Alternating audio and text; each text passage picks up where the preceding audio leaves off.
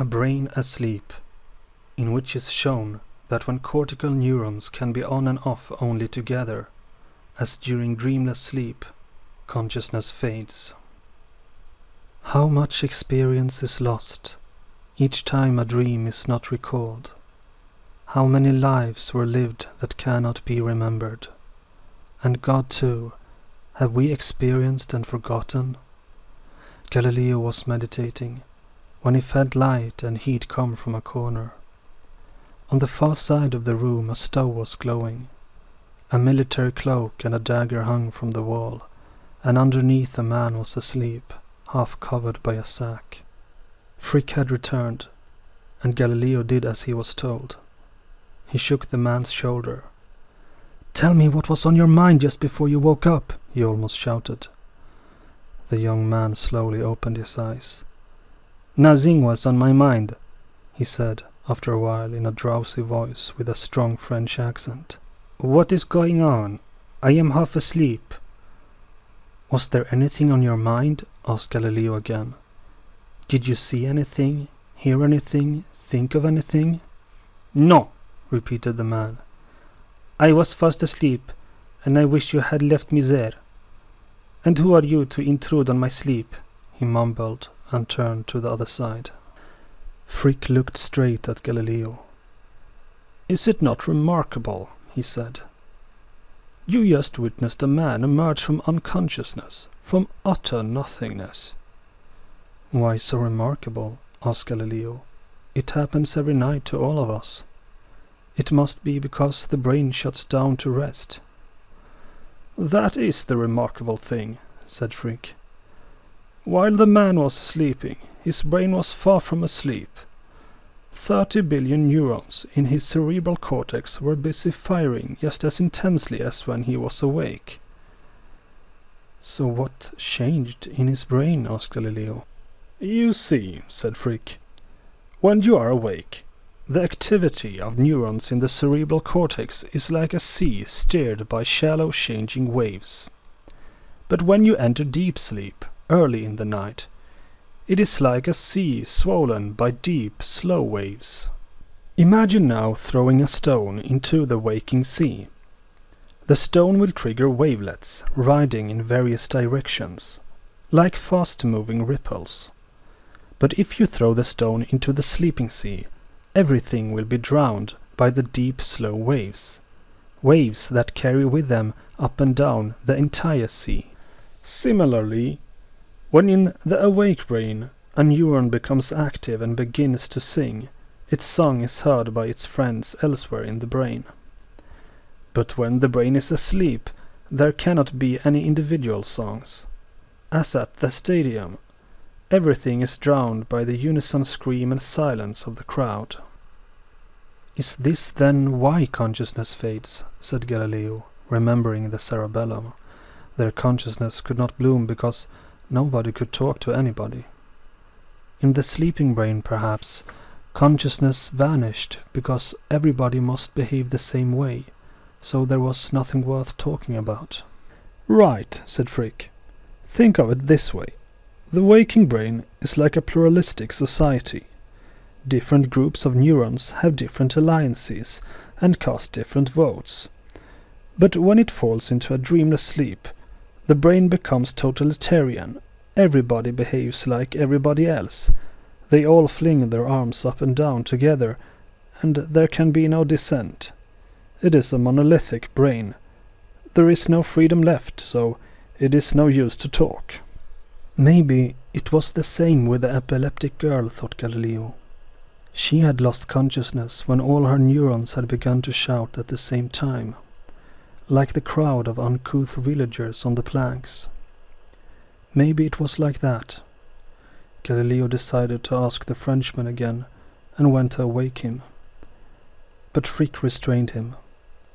Under half-open eyelids, the sleeper's eyes were moving fast from side to side, as if following the erratic flight of an insect. They watched him for some time. "Try now," said Frick. "You will be amazed." So Galileo shook the man awake again, and this time he was quick to raise himself and speak. Oh, slayer of white dreams! My brain was hot with imagination. I was dreaming a most precious dream, and you murdered it before it could reveal its wisdom. Let me recall, lest I forget everything. There were 2 books on a table in front of me. One was a dictionary, dry and useless, the other an anthology of problems. As it seemed to me, it contained at once the wisdom of poetry and the reason of philosophy. And when I opened it, I came upon a line from the ancient poet Ausonius. Quod vitae sectapor iter. What path shall I take in life? What path indeed, and why? A stranger appeared and said, Est et nun. Yes and no. Maybe that stranger was you. But then the intruder, the book, and the dream dissolved, and the question lay unanswered. I am to occupy my whole life in cultivating my reason, advancing myself in the knowledge of the truth, in accordance with the method I have prescribed to myself, yes or no.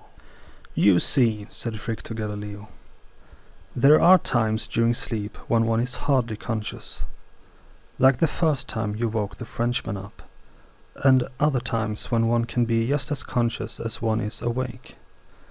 He was that way in his dream. It all depends on how the brain is functioning. When his eyes were moving under the eyelids, as if inspecting the image in his dream, his brain was again a sea stirred by shallow changing waves, much the way it was during wakefulness. Thus, he was conscious, though unaware of the world around him. But when the waves become slow and deep, consciousness fades, and consciousness will expire forever once the winds of life die off and the water freezes. The Frenchman had listened attentively, but now he demanded to know. Who were they, and what did they want? Why were they interested in his dreams? And how could they claim that when he was asleep the first time, he was not conscious? I have never ceased to think, he said, nor would I ever stop, God willing, he mumbled. But you said so, thundered Frick. You told us there was nothing on your mind, just like there will be nothing on your mind when you go to sleep forever. The Frenchman was angry. Consciousness never expires, not even for a moment. What the brain does is immaterial. Consciousness uses it to communicate with the body, and through the body with the world. But consciousness is a different substance and does not need the brain to exist. Then he composed himself and added calmly, the brain is an extended thing, a thing that occupies space or moves in it, and it is made of parts. But consciousness is not an extended thing, it is a singing thing, and it's not made of parts, but it is a unity. You cannot conceive of the mind split in two as you can of material things. You cannot see the right side of what's in front of your eyes without seeing its left side too. You cannot see the shapes of objects without seeing their color. So body and soul are two different substances, and there is no way that one can generate the other. Then he continued, I am a thing which thinks, a thing which doubts, understands, affirms, denies, wills, refuses, imagines, and feels. How could a mere mechanism ever give rise to thought and language, to doubt, reason, and will? A machine may be made to resemble us, take similar actions, even utter words, but it may never use speech in a way that indicates reason. Frick looked scornfully at the Frenchman. You will be surprised at what mechanisms can do, whether made of cogs inside a machine or of thin flesh inside your head, he said. It is easy to underestimate mechanisms, but life too is mechanism, though people did not believe it until they were forced by overwhelming evidence. And mechanisms perform the most refined calculations, reason without a fault, play chess and prove theorems.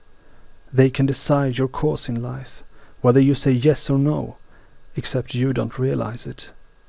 It was surely a mechanism in your head that made you a Christian." The Frenchman did not reply, and Galileo interjected, as if speaking to himself. "Can mechanisms explain my seeing the blue of the sky, or the glowing red inside that stove?"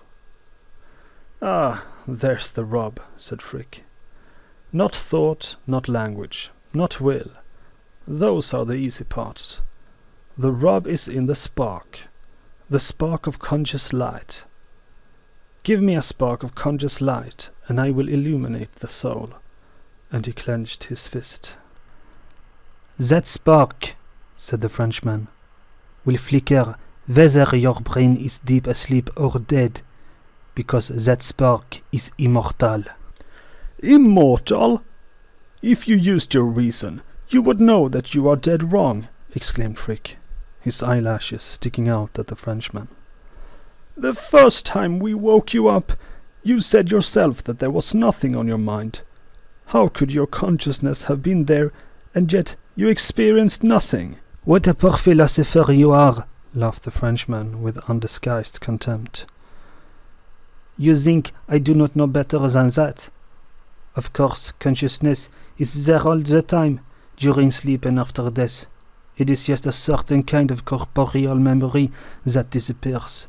So when you woke me up the first time, I could not remember anything.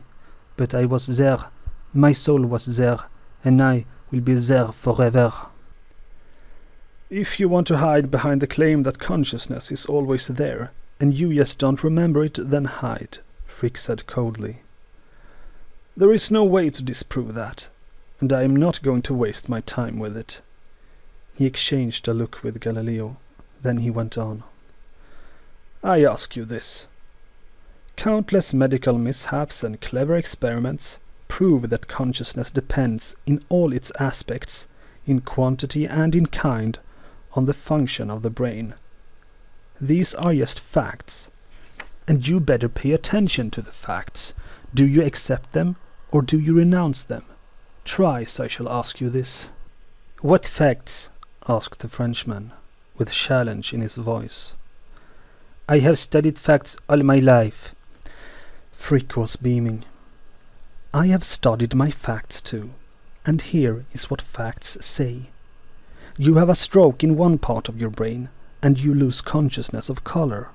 A stroke in another part, and you lose consciousness of faces. Consciousness does indeed have parts, just as the brain does, so much so that if I were to cut your brain in two, your consciousness would be split. And there is more. A stroke in yet another place, and you lose consciousness of the left side of the world. You see only the right side of the room. You eat from the right side of the plate. You dress your right side only, and you only shave the right side of your face. And if you have a stroke in some other region of the brain, you may be left without language, or reason, or emotion, without your moral sense, or without your will. You may even lose your belief in God, if the devil places the stroke in the right spot." The Frenchman stared at him speechless, and Frick went on. "Do you need any more evidence, St. Thomas? If an artery breaks inside your skull, and the blood floods away most of your brain, you cease to exist. If you are poisoned with drugs, yourself is annihilated. If your brain is taken by a seizure, you evaporate into nothingness. It is enough for the blood to briefly drain away when you stand up and you faint unconscious. You enter sleep, as we just saw, and your consciousness fades away." "I have no quarrels with the facts of medicine," said the Frenchman with an ill-formed smile. "So tell me this then, and be absolutely clear," said Frick. "The facts say that, in all circumstances we know of, the working of the brain determines how conscious you are, and of what. But if your soul is immortal, what happens when your brain is dead? Will you be awake or asleep? Will you have the pleasure of sight? And in that case, what will you see? Will you have the privilege of sound? And what will you hear? Will you have desires or regrets? And what will you wish for? For if you had a soul without a brain, it would have to be empty. I will be clear, said the Frenchman. I will be conscious of my soul's oneness with God. Why not of the soul's congress with the devil, then?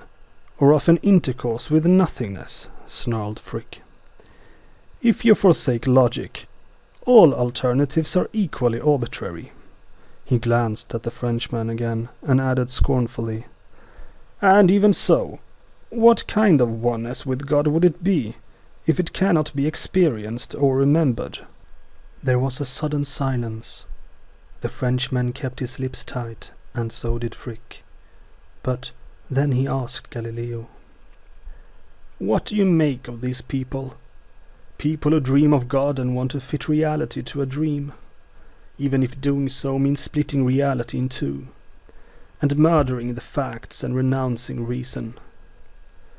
Galileo said nothing, but he thought that if you give in and sin against reason, even just once, everything is possible, and nothing.